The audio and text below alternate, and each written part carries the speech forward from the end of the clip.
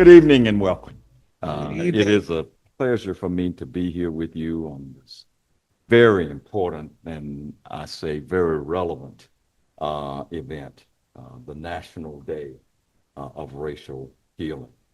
There was one involvement that I had that was not mentioned that I have to say, especially since someone here, some of you are here from University of Memphis. I spent 12 and a half years at the U of M as a journalism professor, and it was 12 of the best years of my life. Yeah. I'm telling you, I've done a lot of things in 50-some years, but being at that university really opened my eyes, and we might even get into a little of that a little bit later on when we talk about the issues. Let me add my thanks for the invitation. And also thank the sponsors, the Memphis Branch, NAACP, along with the Tennessee State Conference, NAACP, and the alliance partners, as you mentioned, the Memphis Urban League and the Shelby County Voters Alliance, Latino Memphis, and MICA, which is the Memphis Interfaith Coalition for Action and Hope. And of course, I'd be remiss if we didn't thank our gracious host here at First Baptist Broad. Let's give them, and let's give them all a good round of applause. So, now, the purpose and the goals of this evening are simple. We want to explore and listen and learn from each other as we seek common ground for racial healing in our community, in our state, and hopefully in our nation. We're not here to blame anyone or belittle anyone. We do not have to agree, and we certainly won't find the elusive cure to racism. But we do want to engage in dialogue with mutual respect, and in all of it in an effort to continue the necessary work of racial healing. Above all, our focus is on truth-telling, which, sad to say, is too often difficult to come by these days. So let me begin by introducing our panel, and I'll start from my right and your left. Mauricio Calvo is the president and CEO of Latino Memphis. Bishop, by my notes here, Bishop Marvin Frank Thomas Sr. Is the district, he's the first Episcopal district chair of the Christian Methodist Episcopal Church, and he's also a member of the National Board of Directors of NAACP. Rachel Shankman, a good friend, longtime friend, is the founding director of the Memphis office of Facing History and Ourselves. And on my left, we have Gloria Sweet-Love, who is the president of the Tennessee Conference of Tennessee State Conference of the NAACP. And of course, our gracious host is Pastor Keith Norman of this wonderful church, First Baptist Broad. And as you said, he's an occasional sparring partner on ABC 24. Sometimes he wins, sometimes he loses. So we'll see. It's all in how you play the game, right? Okay, let me start with just one little factoid.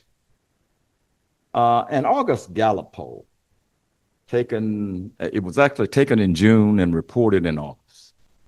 It found that 68% of Americans believe civil rights have improved in our lifetime. But an equal number also believe that racial discrimination remains a persistent problem in America.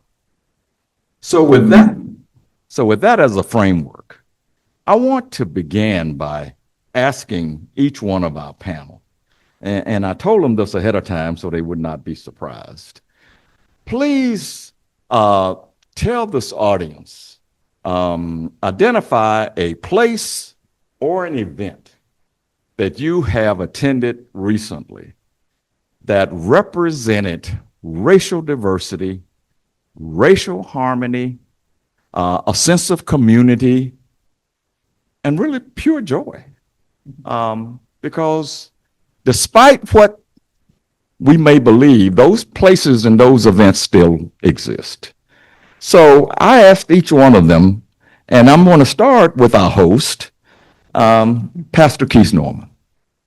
Okay. Well, thank you. And first of all, thank you for the wonderful time that you gave me to spend with you.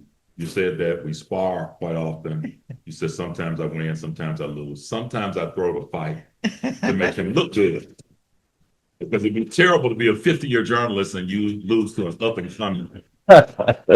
So the premise of the question, yes, first of all, that there is still a very prevalent problem of racism. And I'm going to start there and say it's worse today than it was, because the expectation of being better and the tools that we have to improve it are far greater. Right. And we've done worse. We've done less with more. Right. So that's the first thing. Okay. The two places, and I'm going to share these juxtaposed against each other. The two places that I've gone to see racial harmony, however, I don't know if any of you are familiar with a comedian by the name of Josh Johnson. At a Josh Johnson show, which is purely a comedy, but really satire and political satire, the audiences are so diverse. And the fact that we're able to find humor in the most serious subjects, because this is a very, very serious and smart young man. He's about 35 years of age or so, and he does a tremendous job in highlighting the issues of today and helping to really put them right in our face.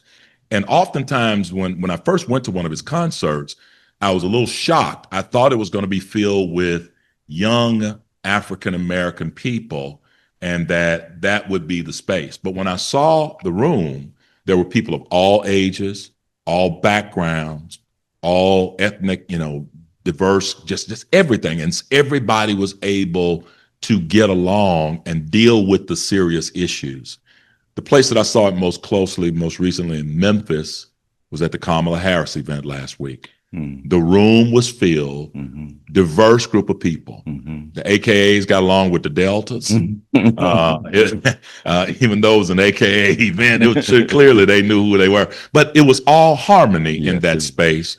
And the people, once again, there were people in there that night that said, wow, this room looks different than what I thought it was going to look like. And so those are two of my closest examples. Okay. Miss Gloria Sweet-Love. Thank you, Mr. Sanford, and thank you, Dr. Keith. I don't have anything near as elaborate, as fun as my cousin just talked about. But I think when I think about a place where I was recently, where it was a diverse group, but yet there was racial harmony, I'll have to say that Ed Trust of Tennessee actually sponsors the Alliance for Equity in Education, and that's about 80 different partners across the state, from all the way down country outside of Chattanooga, Bradley County, and all the way up to the Kentucky line, and then all the way down here. And we have a convening of groups about 3 times a year, and I think it was in December, we gathered at the Civil Rights Museum, and when we gather, we've got poor folks, we've got up-and-coming folks, we got Black folks, white folks, Latina, everybody. And it was a great time, and we got great work done because we were on one accord. I tell people, I'm known as the state conference president that will partner with some of everybody. Well, I don't have to agree with you fully to be able to partner with you. If we have some things in common, if we want to make sure Black and brown little kids don't have to be counted or don't have to show a birth certificate, in order to get in school, then we can partner. Good. Thank you so much. Rachel Shankman. Okay, thank you. Thank you again for the invitation. I'm delighted to be here. I have to say the most recent event was actually a Facing History and Ourselves event. Can I see by show of hands how many people have ever heard of Facing History and Ourselves? Oh my gosh, I'm at home. Okay, Yeah. I'm at home. Recently, at the benefit for Facing History and Ourselves, Jelani Cobb, who is a renowned journalist, spoke. And the reason that I chose that event was because, again, to echo what's already been said, there was such a diverse audience. There were people of every age, every ethnicity, every religion, every sexual orientation, whatever the difference was, the soul of Memphis was in that room. And the reason I think is because we were there for a common purpose. Everybody there believes in education. And we know that that is one common denominator. I see wonderful young people from the University of Memphis. That is something that keeps us together. We were willing to listen to each other's stories. We were willing to look at an honest portrayal of history so that we could learn from what's happened and apply that to today. So that would be the event. Very good. Very good. Bishop. Thank you very much. Mine is just a little bit different. It's more of a place, and it might seem strange to be a place that I find this community and the people of different races, age. It's actually a grocery store. Okay.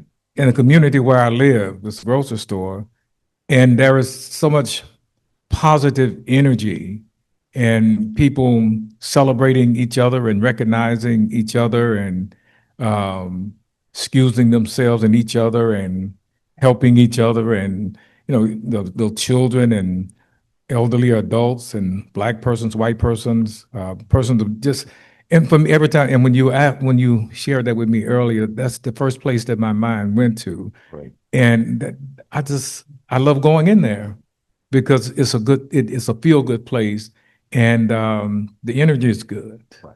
Very good. Simple pleasures are always the best sometimes. Mauricio Calvo. Yeah, I love that, Bishop. Thank you. Well, good evening.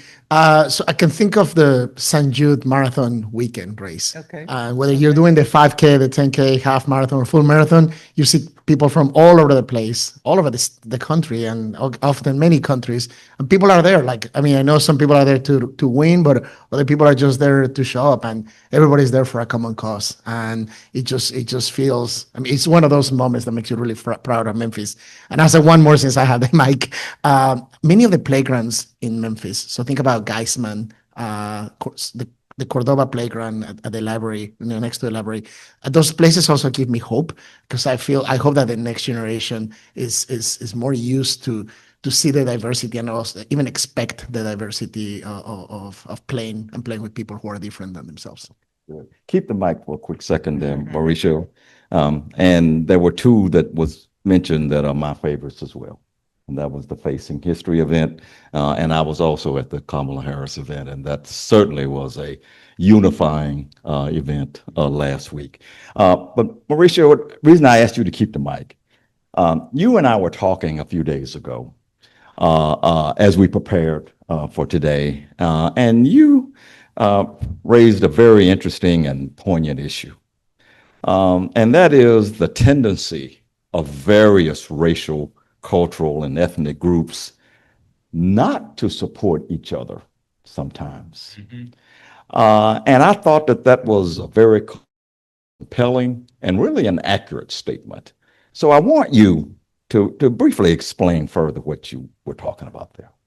Well, thank you. And again, it's not a point of pride. It's actually,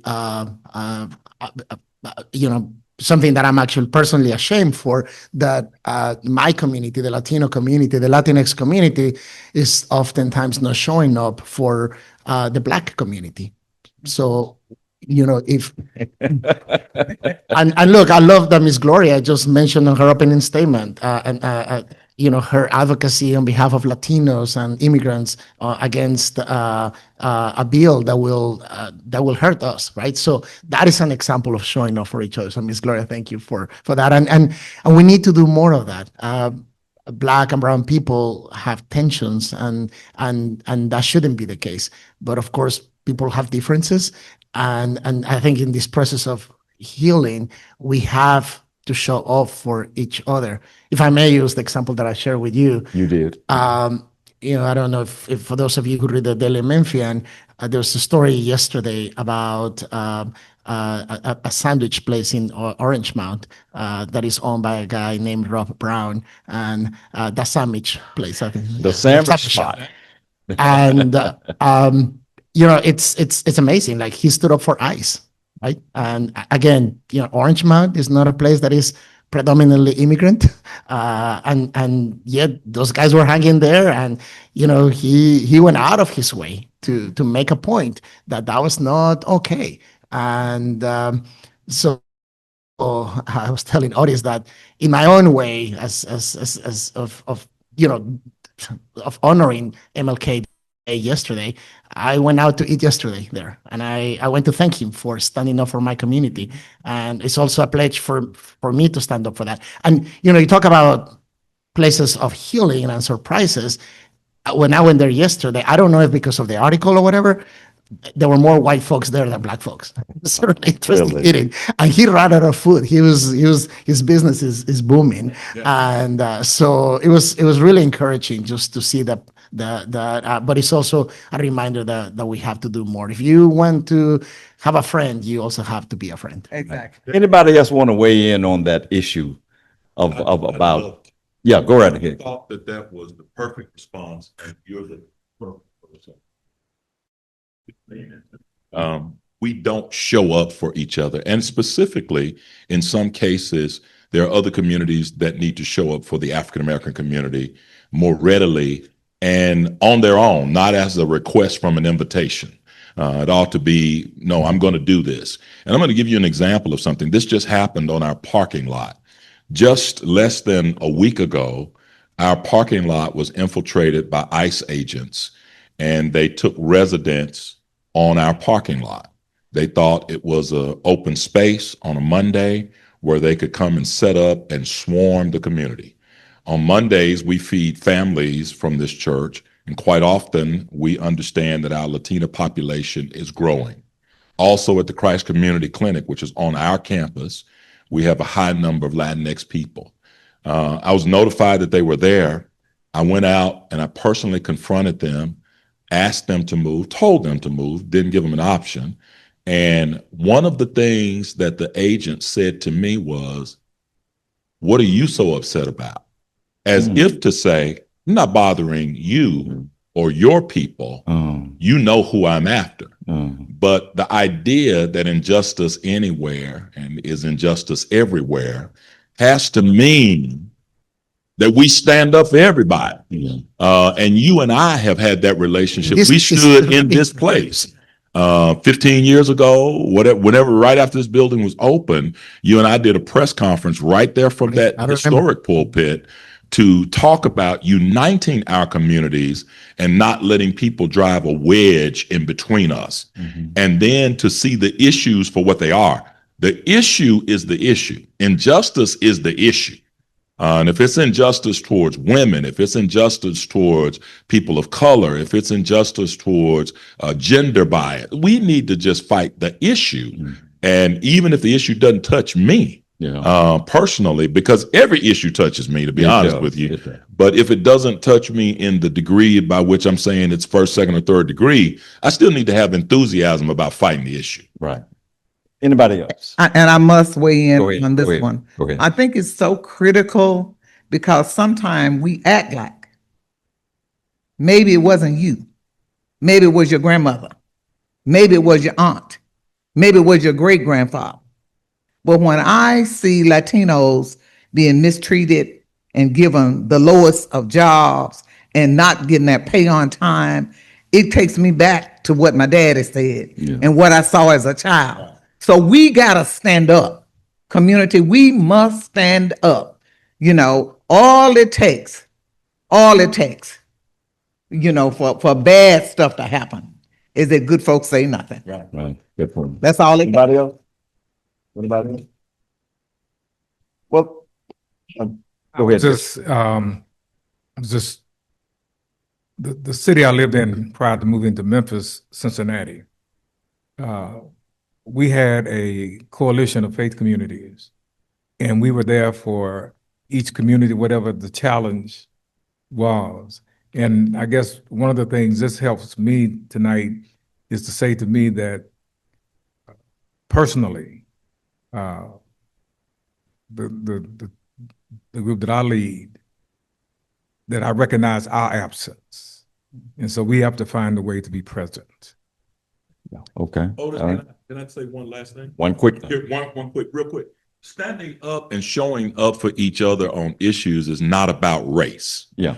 It is about the issue. Mm-hmm. Shortly after COVID, we saw rents rise in astronomical ways Yeah. because there were landlords who just decided to take advantage of people. Right. I had to stand up and tell some city council and county commissioners who look like me Mm-hmm. to speak up and to say something and defend everybody. Right. I got my rent money now, Yeah. but I know what it's like to not have my not rent have money. it. Amen. Yeah. So it's about the big issue. I got you. That actually segues a bit into my next question. And Rachel, I'm going to start with you on this one. Is it possible then to make, as a community, as a society, to make noticeable progress toward racial healing in what is clearly a hyperpartisan and very divisive political climate? You ask simple questions, right? That's what I do. Right. So first, I want to have us think about some big questions. And one is, what do we mean by when we say community? That word is thrown around quite a lot. I think we're still trying to figure out what that means and who's included in that community, who is excluded from that community. I've been very driven over the years to think about this complex definition by Suzanne Goldsmith, who worked with City Year, which was a really prominent, interesting group. So this is what she said, and you may or may not agree with this. Communities are not built of friends or of groups of people with similar styles and tastes, or even of people who like and understand each other. They're built of people who feel they're part of something greater or bigger than themselves, a shared goal or enterprise, like righting a wrong or building a road or raising children or living honorably or worshiping a God. To build community requires only the ability to see value in each other, to look at them and see a potential partner in one's enterprise. Her definition challenges me, but it does boil down to that whole question of, do we see value in each other? So I think that's the first thing. Do we see the humanity in each other, even when we disagree? So I think now, particularly in this polarized time, it's a time to have humility. It's a time to enter into conversations with curiosity, to really try to understand why somebody may feel differently, think differently, and where we can find common ground. So I, because my faith tradition is about we rather than me, I think that's where we need to start, is collectively is the we. Very good. Thank you. Anybody else want to weigh in on that question? Is it possible?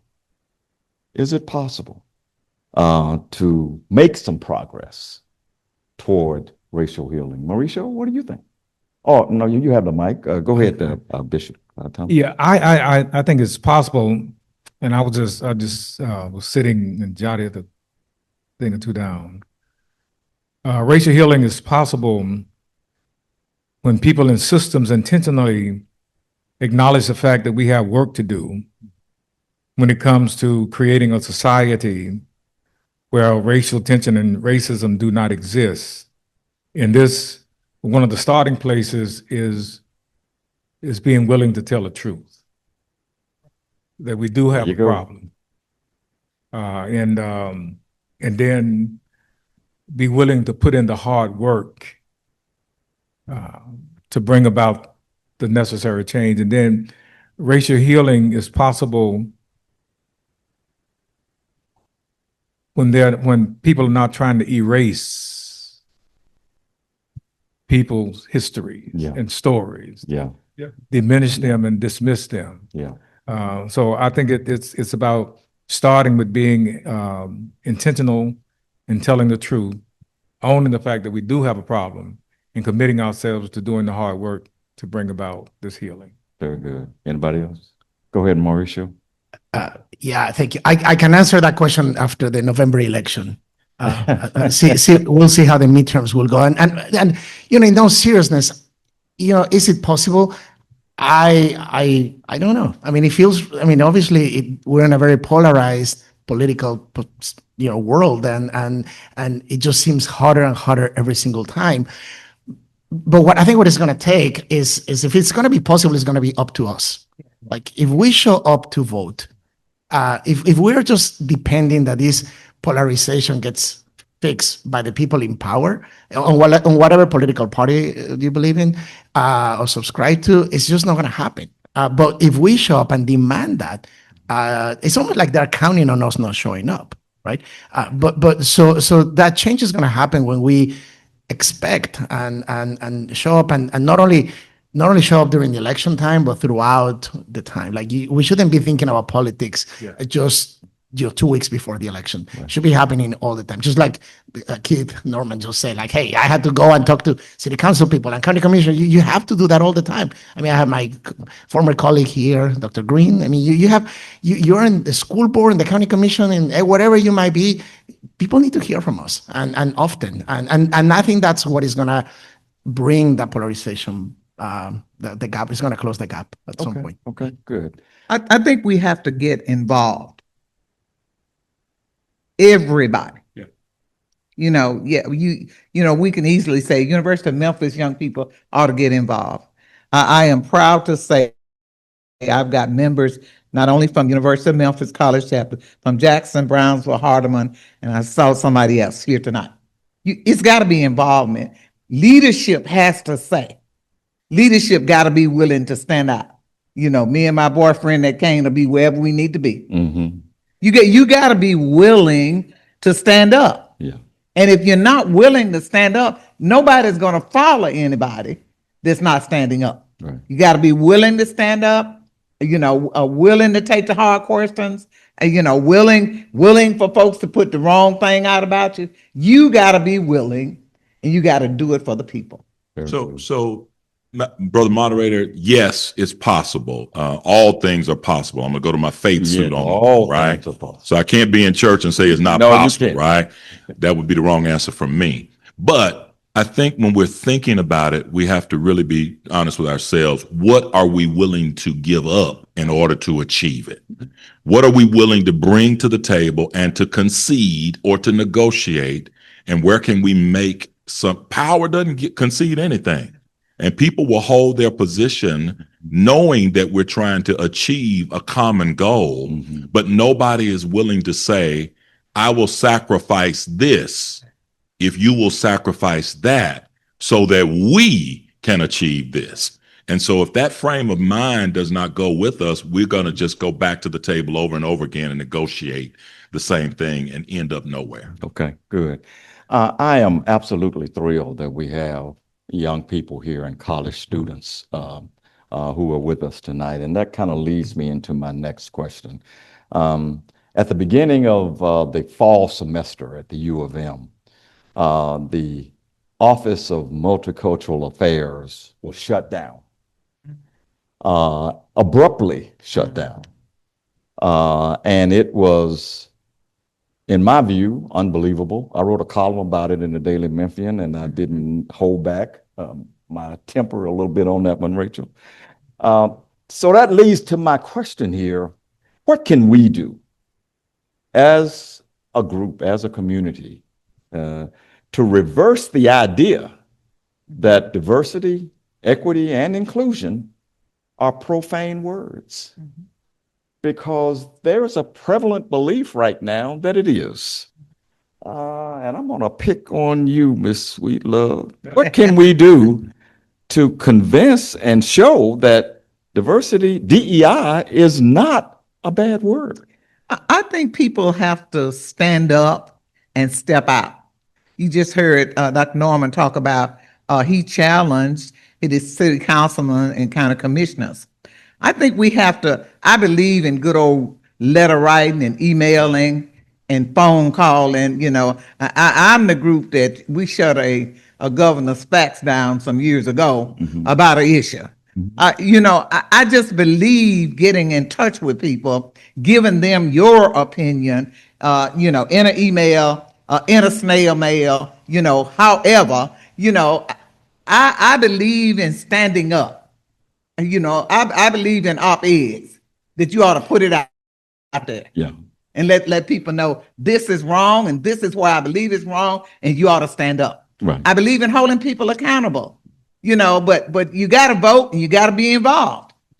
And then we can say, you know, we can talk all day, but if you don't vote, you don't count. Yeah. Yeah. You know, and people have beautiful speeches to tell us, but what have you done? Right. So that's what we have to do. We must hold people accountable. And we must tell them, we're going to hold you accountable. Yeah. And do it. Rachel, I want to come to you with that question because of all the organizations that I've been involved with, and I've been a lot in this community, Facing History and ourselves has always talked about diversity, has always talked about inclusion, has always talked about equity. What can we do in this climate where that's a negative?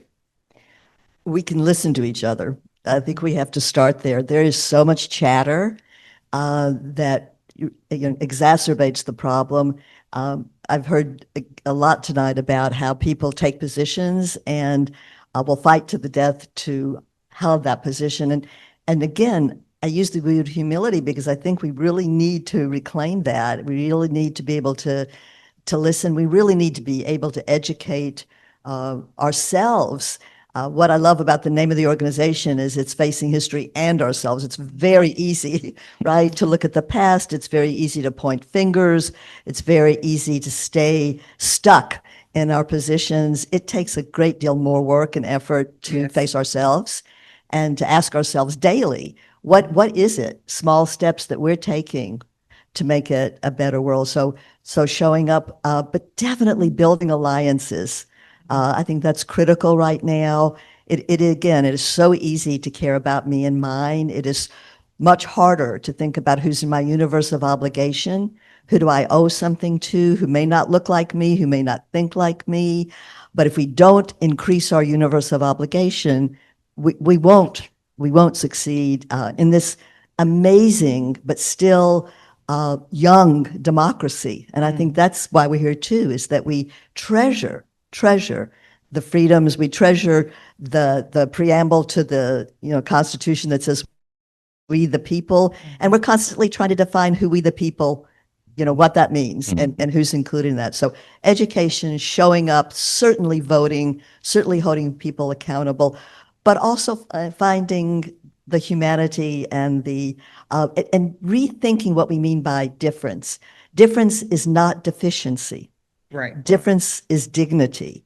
And so we need to hold on to what makes us unique, and yet we need to see ourselves reflected in the beauty of every individual. Anybody else want to weigh in on that? DEI. Go ahead, Mauricio. Really quickly, I think the fact that we've been told that DEI is a bad word is a scarcity mentality. It's almost like a zero-sum game that if I gain something, it's at the expense of you not getting something. And really, study after study shows that is just not true, right? I mean, if you think about, I'll go back to the issue that I know of, which is immigration. People may think, oh, people are coming here, they're taking our jobs away. Well, no, more people here means more people renting homes or buying homes or going to the grocery store, going to church. For a moment, it might feel a little bit like somebody's taking something away from you. But in reality, at the end of the day, it's fear and it's scarcity mentality that we need to shift that and say, no, the more the merrier, right? I mean, it's really okay. Like, we're not taking anything away from each other. Go ahead. Real quickly, we got a letter. I work for Baptist Healthcare, and we sponsor a beautiful program called Black Men in White Coats. It is a necessary program because we found since 1974, the number of African American males who were going into medical school has declined consistently.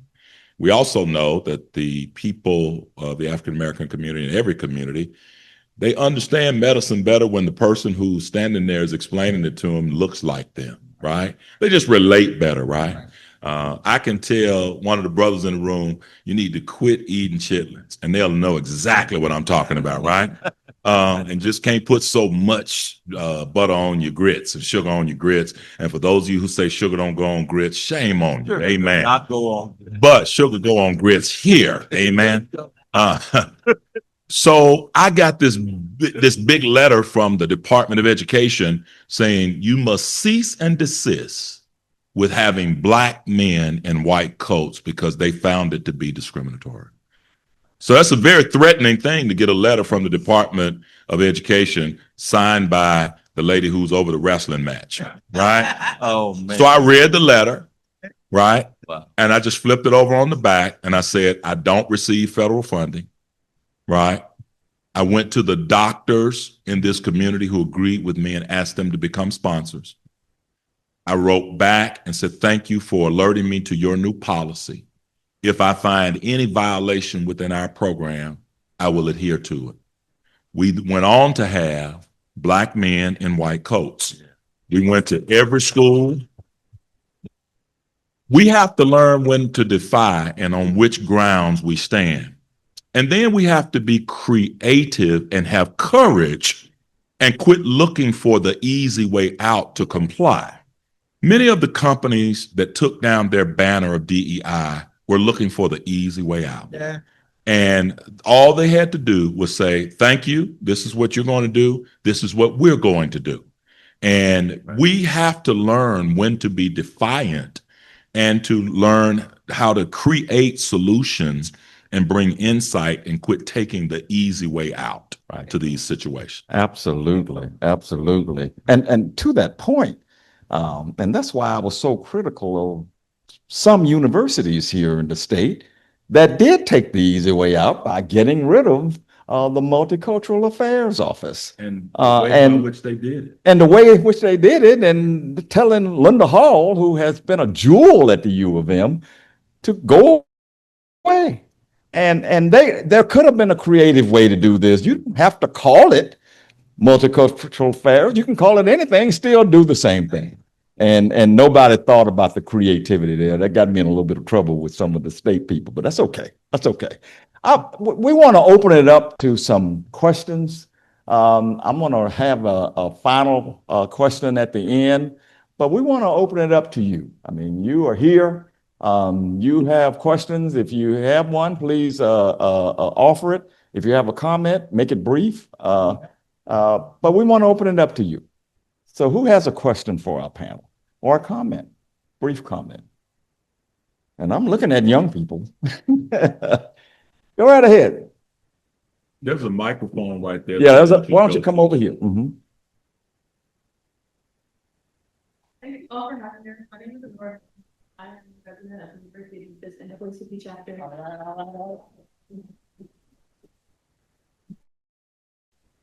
I really appreciate the segment you just had about the University of Memphis Multicultural Affairs Office, because I actually plan to ask you guys a question about that. It's been very difficult for, especially as the National Association for the Advancement of Colored People, to advance colored people when we can't say half the things that include our programming. Say that. We have an event coming up soon, our annual Mahogany Ball, and this event where we celebrate, Memphis community and also student leaders, but it's a multicultural programming, and right now we're struggling even being able to put on our Mahogany Ball because we can't say the word multicultural. So how do you advise us? What advice do you have for us right now when it comes to, I guess, not necessarily PR training, but keeping our image up and being able to uphold our standards for the NAACP mission and still be able to stay student? I'm going to start with Bishop here, because as a member of the national board of NAACP, you may be able to address that. What can these young people do on a campus where there's a little bit of animosity going on over there now? Well, I think a starting place would be to partner with the local chapter of the NAACP, and then even with faith communities, because I think that we probably can do a better job of supporting our students at the University of Memphis. And I will be open to having conversation to see how we can help you.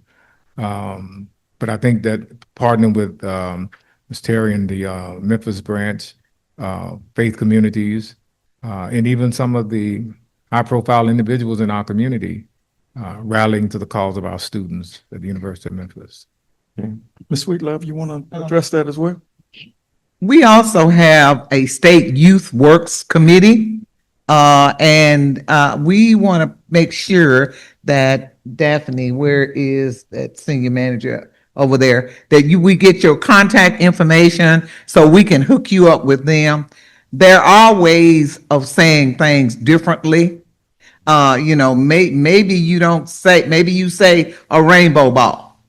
Yeah, there are ways, we're having to figure out, most people in the nonprofit sector know what this has done to us. Can't even hardly say advocacy anymore. But we figure out how to say what we need to say. So we want to give you that connection, to be able to help you. Good. Morehouse College has adopted the word cosmopolitan in its use in vernacular of multicultural. Creativity, but here's what I want to also and really give you to tap into. One of the strengths of the NAACP and people in this room is to know where the philanthropy lies around you. There are people who you need to tap into. We have sought, and this was my graduation. This was my graduation years ago. I went to jail with Miss Sweet-Love in DC. I'm not going to jail anymore. I moved from protest to philanthropy. I raised money to get people out of jail, and I raised money to fund events. And I know where the money lies. I know where the money resides, where the money resides, where the money resides, right? And so one of the things I want you to do is to build out your network of not only knowing how to say, we need to have this event, we need to rebrand it, right? But know where you can get resources to help you really double down on the mission. Because there are quiet pockets of protesters with checkbooks, and they want to participate. They just want to participate in a space that they feel more comfortable, and they are as valid in the fight as anyone else. NAACP had a lot of success with protests, but don't you ever think there weren't some people funding those protests and making those things happen. Rachel, I want to come to you with that question as well, because at one point, you were working with Jewish students at what was then Memphis State. What are your thoughts about this issue, especially with some of the other work that you've done with young people at B'nai B'rith and the synagogue? Well, I love the notion of, wrapping it into the idea of community building, because I think our whole city is looking for positive examples of coalition building, of community building. So I would say, do some events that use the word unity. Use the ideas and the values. Don't lose your values, but use the values that really do bring people together, that aren't so polarizing. I want to give you an example of something that's going to be happening in Memphis in February.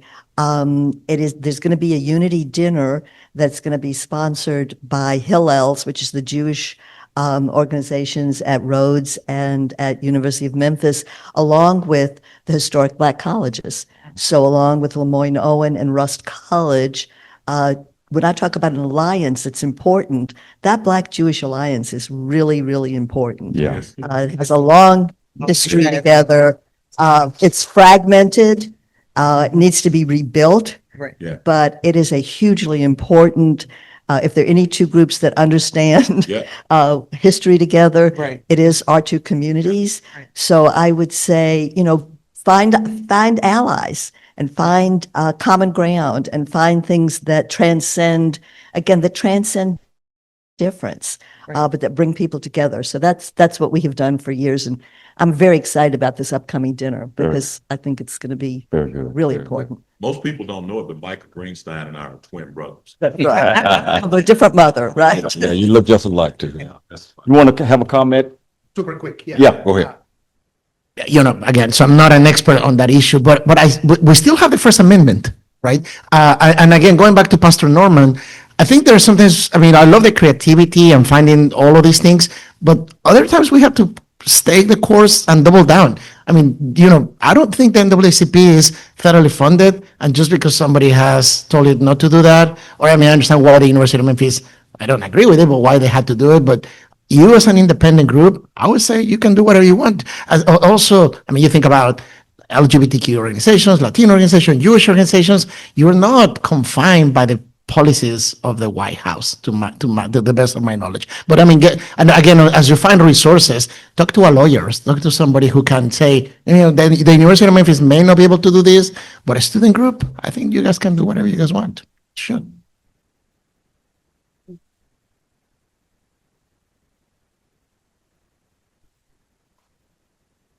You have a question? And now I'll come to this.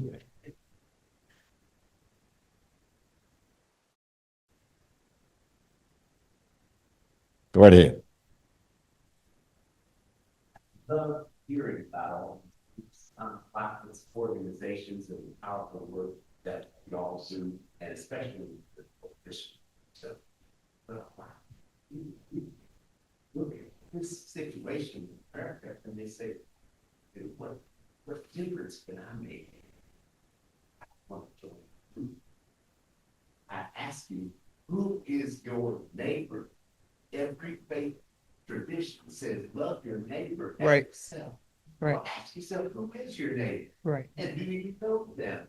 Do they look like you? Right. And if they don't look like you, Get to know. get to know them. Right. Right. Absolutely. I live on a block, and we're blessed that it's very diverse and integrated, but not every neighborhood is like that. You might have people of the same color for blocks around, but when somebody moves in that doesn't look like you, don't bring them something to eat. Don't Right, welcome right. them to the neighborhood. Don't tell them what you're akin to. Yeah. The next thing you know, when you have a sign in your yard or you're wearing a shirt or something, now you got something to talk about. And then next thing you know, they're coming with you Right. to the meeting or to go down and talk to city council because there's something that affects them too. Right. But if you don't take the time That's Right. what you gotta reach do. out That's to right. another person, you're not gonna be so effective. Right. Okay. Amen. Let me get to this question. And it actually follows up the comment that we were just making. Why have so many adults and others accepted and complied with anti-DEI directives so easily and have just taken the easy way out? Why has that happened? My belief, especially for businesses and law firms and even universities, it's about the money. It is. It is. It's the money. It is. They believe that their funding will be cut Right. or cut off. Right. They believe that they will be browbeaten and shamed, certainly by people in charge. But anybody else got any thoughts? Young lady from U. I think it goes back a little bit also to what Mauricio had to say, which is, I think that people are fearful of losing something, losing their identity. Mhm. If I include somebody else, you know, at what cost does that come? And the whole idea that we really have abundance, we should be joyful about that rather than seeing it as shortage. And so I think it's fear. I think it's fear of the unknown. I think it's fear of difference. And so I think we just need to revisit ourselves. I'll tell you one quick anecdote about how I had to change an opinion. There was somebody I've just recently met who is definitely of a different political persuasion than I am. Mhm. Very different. And yet in conversation with her, it gets back to knowing somebody, right? I found out that she was one of the founders of the women's shelters in Memphis. I never would have known that without a conversation. And I always would have judged her based on her political persuasion if I hadn't taken the time and created a safe space in the environment to really know her as a human being. Okay, okay. Young lady from UFM had a question. Yeah, go ahead.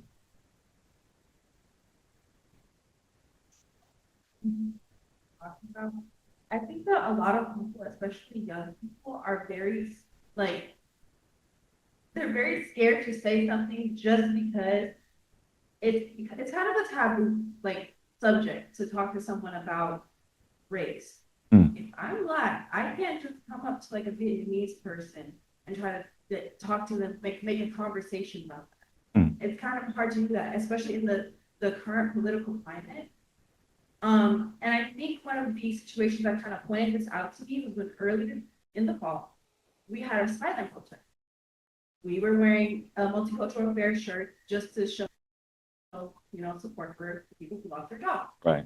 The police were on campus for that. My friend the other day asked me if, just because I was in the NAACP chapter at Memphis, she asked me if we would be interested in having our members go and protest. That's not something that you can ask when we are being targeted like this. And I think that because it's such a taboo subject to talk about, a lot of people are miseducated or uneducated. And so it's really hard to have these conversations and to educate people when they don't want to come to meetings, they don't want to talk about it. It's not something that they're comfortable with. And so, I think that's kind of just why people are so scared to change.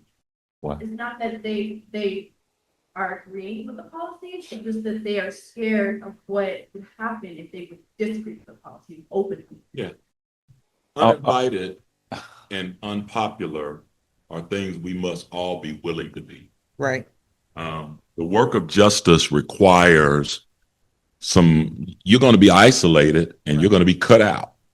You're not going to be popular with everyone. Some people are going to unfriend you because of your views, but if your views are based on your true convictions, and I find that what happens with most people who take the easy way out, they don't have true convictions. They have not decided very clearly where they stand. After studying the issues, I can say this statement and not offend anybody and be true. We have an immigration problem with illegal immigrants. However, the process that is being used to remove them from the United States is unjust. Right. That's a true statement. That's a true statement. That problem doesn't point to a particular group of people. Anybody who goes anywhere that does not follow the rules of that space is breaking the law. If I go take up residency anywhere and don't follow I got 30 days in most places by way of my visa to work. If I stay 31 days, I just broke the law if I don't go back and at least acknowledge that I'm there, right? And then if I begin to do things in that space that I'm not supposed to do, I am on the other side of the law. Now, the people might be happy that I'm doing it, but I have not complied. But if I'm thrown out, waterboarded, and beat, that's wrong. If someone with a mask, so we have to be real clear on our positions and be clear and be ready to state those and take a position. We've lost our sense of sacrifice and martyrdom for the cause of what is right. Yeah. And some of these companies have lost it too. You're telling me that a $500 billion corporation is afraid to have declining revenues that go down to 403 billion, and that's going to hurt them? Right. Come on. Right. We don't even talk in billions of dollars where I'm from, right? And it's not going to kill anybody. They just were just using that as a scapegoat. Right. We got time for, I'm afraid, I'm afraid we only have time for one more question because we were going to end at 6:30, and I saw your hand first, so go ahead. Please be brief.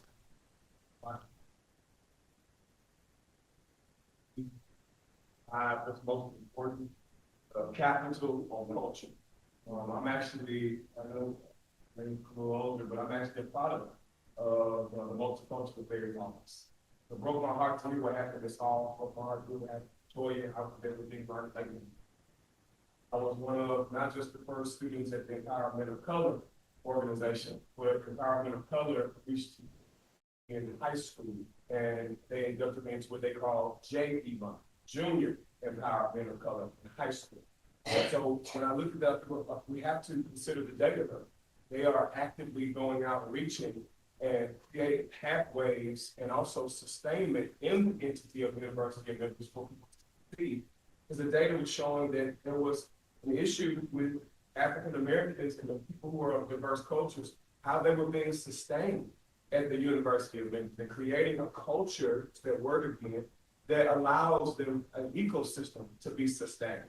And so I think your question was like, how do we word that? I'm learning myself, having deep work in the federal government on how to navigate those spaces and use language that is understanding to those who may disagree politically, but we can at least agree morally.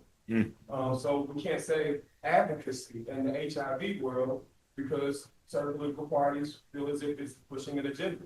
So we have to choose the term advanced healthcare. And so you just have to learn to be creative, as Pastor said, with the way that you deliver your messaging, and you can save yourself a lot of things. All right, thank you. Let's do 20 seconds for each of you to give us a takeaway on racial healing. What's your 20-second takeaway? Show up for each other. Do not be afraid. It's gonna be bumpy. It might get a little worse before it gets better, but I think there's hope. Okay. Yep. Bishop. I would just simply say, tell the truth, respect and value the stories and histories of people who are not of your racial background. Intentionally respect and celebrate other people, their moments and events of significance. Rachel. I want to quote one of our sages who said, "Do not be daunted by the enormity of the world's grief. Do justly now, love mercifully now, walk humbly now. You're not obligated to complete the work, but neither are you free to abandon it." All So right. just I like keep moving that. it. I like that. Gloria. Be willing to stand up and be a real advocate. All right. Bring your good thinking and your whole self to the table.